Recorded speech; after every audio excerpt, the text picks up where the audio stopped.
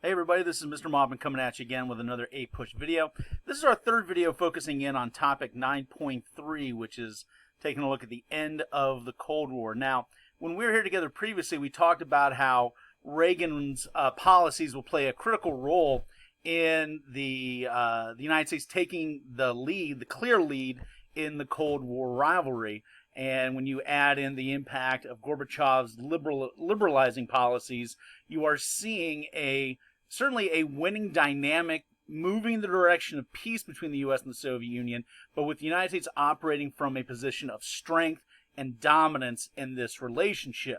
And as we said at the end of the last video, there's a sense that America is clearly winning the Cold War right now by 1989, but the idea that this rivalry, this Cold War is going to be ending very, very soon in America's favor, that is going to be unexpected, but that is what's actually going to be happening, and it will happen very quickly. But it won't be happening under the watch of Ronald Reagan. After 2 terms in office, Reagan will endorse his vice president, George H.W. Bush, and Bush will win in that election over Michael Dukakis. And basically, Bush is going to be taking a softer stance on the issue of the Cold War, knowing that he's inheriting a situation where America's already in the lead. There's not a sense that they have to be, aggressive in this. They're seeing where the wind is, and the Bush administration is seeing where the wind is blowing on communism, and it's just basically kind of a sit and watch kind of thing, and just don't interfere with what seems to be the death spirals of communism in Europe. But before we get into the death spirals of communism in Europe, don't forget, communism exists in many other places besides Europe. And the country who has the most people under a communist regime, of course, is China. Now, U.S.-Chinese relations had improved during the 1970s into the 1980s with Nixon's recognition of the communist regime in 1972, the opening up of trade relations with the Chinese communists by the end of the 1970s. And so there was a sense that we have kind of a working détente relationship with the Chinese. But the Chinese people are not going to be content with the communist leadership there, at least many of the young people of that country. And so in 1989, we're going to be seeing an uprising located in Tiananmen Square, which is going to be a part of the nation's capital at Beijing. And we're going to be seeing these young people demanding a sense of openness and democracy. Now, you can obviously connect this to what is going to be happening also in Europe at the same time, which we're going to be getting to in just a moment. But there is a sense that the times are changing. You don't have to put up with this kind of oppression and lack of freedom and lack of opportunity that, the vast majority of young Chinese felt. But unlike what's going to be happening in Europe, where you will see freedom win out and communism shrivel up and die, it's not going to happen in China. Despite the best efforts of heroes like, the famous Tank Man right here, you see Tank Man down there, you're going to see the Chinese government absolutely brutally crack down on this uprising, and communism will continue to have a very firm hold over China, still to this day. However, there does seem to be, looking back on it, 30 plus years later, there is a sense that the Chinese government did realize that they had a serious problem on their hands. And the idea being is that, that was a country kind of like the Soviet Union that was struggling economically and had a lot of people that were upset about lack of political freedom. So what the Chinese government kind of starts to do, slowly but surely, as we get into the 1990s, is start to open up China economically. In other words, less government control, kind of like a perestroika thing, but it goes well beyond that, to a situation where now in China, you have a fairly privatized economy, though the government does control certain things for sure, but it's a much more open, free market style economy that we would identify with here in the United States than we would have seen 30, 40 years earlier. Certainly not anything that Mao would have approved of for sure. And so what the Chinese have basically done is basically say, hey, we'll give you some economic freedom, but we're still going to control all the political control. And so still to this day in China, you cannot really, actively protest against the government. There's no free press in China, no basic liberties that are really protected, but you do have a sense of economic freedom today in China. But the core of this today, of course, is going to be taking a look at what's going to be major changes going on in Europe.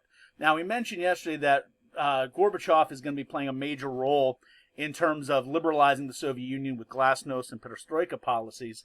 And note, this is also going to be going hand in hand with pressure by the United States to allow Eastern European countries that were basically under the control of the Soviet Union by the Warsaw Pact an opportunity to start to actually have some real freedom, to decide for themselves, do they want communism or not?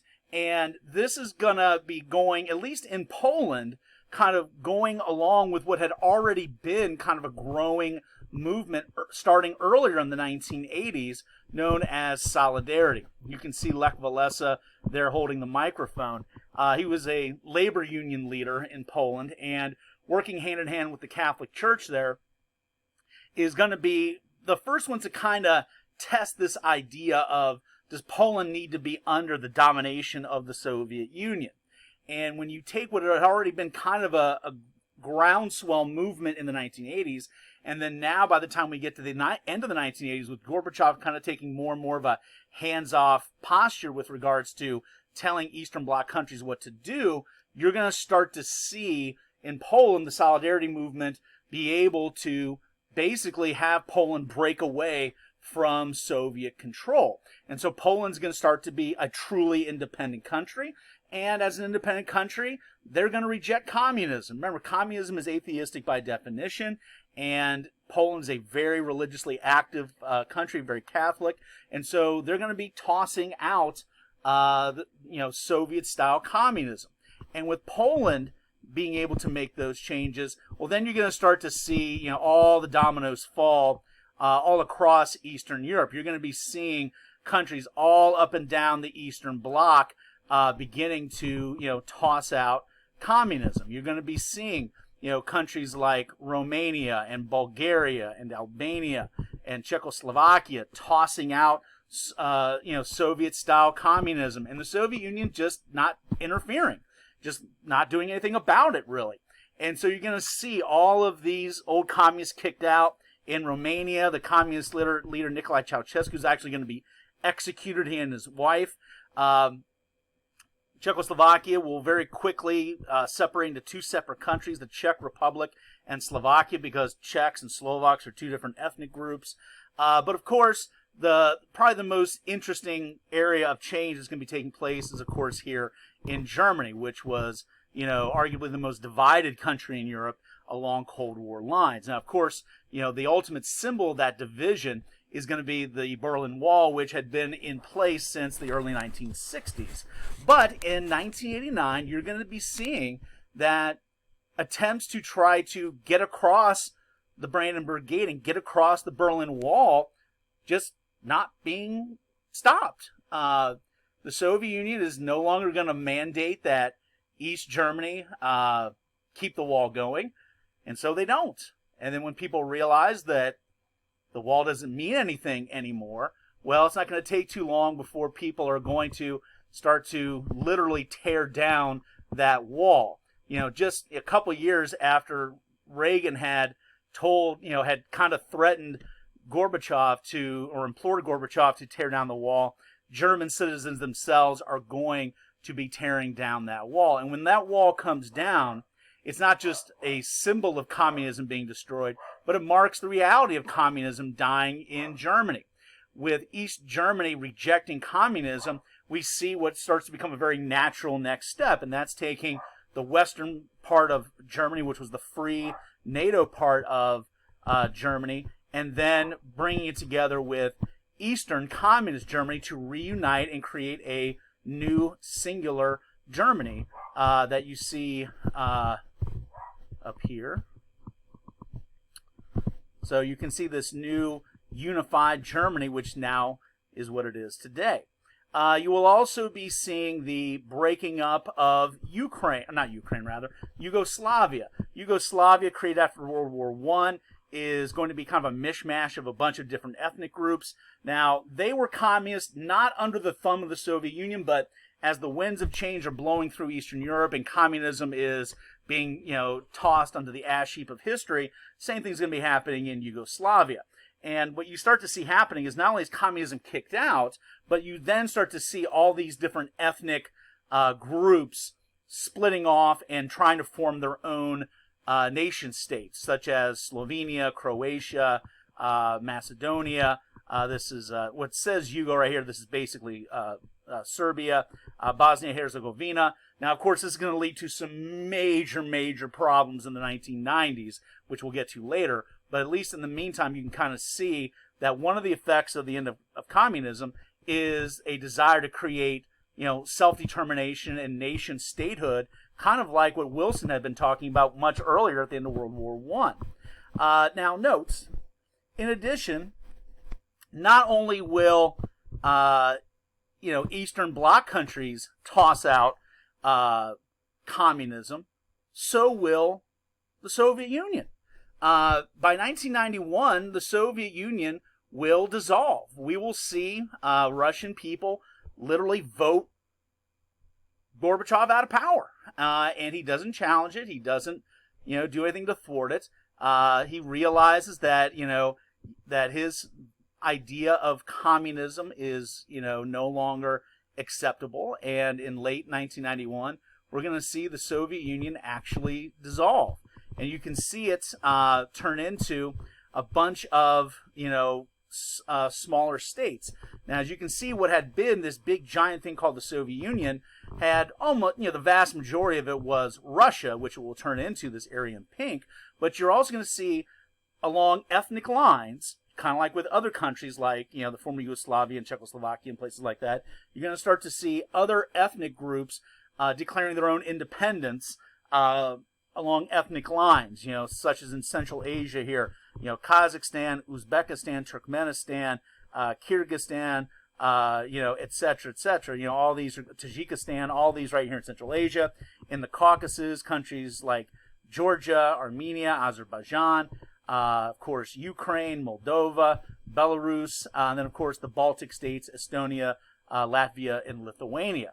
So when communism is thrown out of the Soviet Union, it literally kills the Soviet Union, and Russia reverts to Russia, and you have all these former Soviet republics, now independent countries in their own right.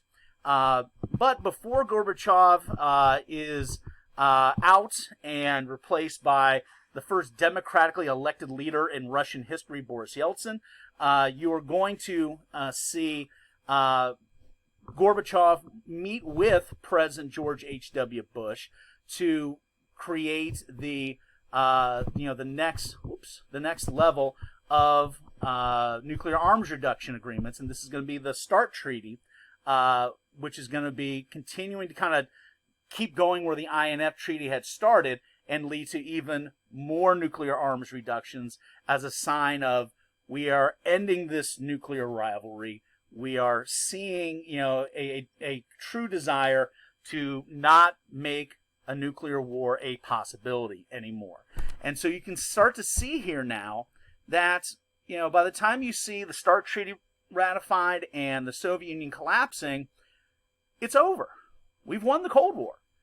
And, Bush didn't have to do very much to kind of watch it collapse. And in fact, he did the best thing. Very little. Didn't interfere. Didn't, try to spike the ball and say, no, we won, you guys lost. He just kind of let what was already in motion play out, and it played out very, very well. So we win the Cold War, and we win it without having to actually engage in a true war, military conflict directly with the Soviet Union. It really couldn't have gone any better in terms of ending this conflict. So after 45 years, the Cold War is over. But that just means new and unique challenges. And we'll be taking a look at some of that next time. We'll see you later. Bye-bye.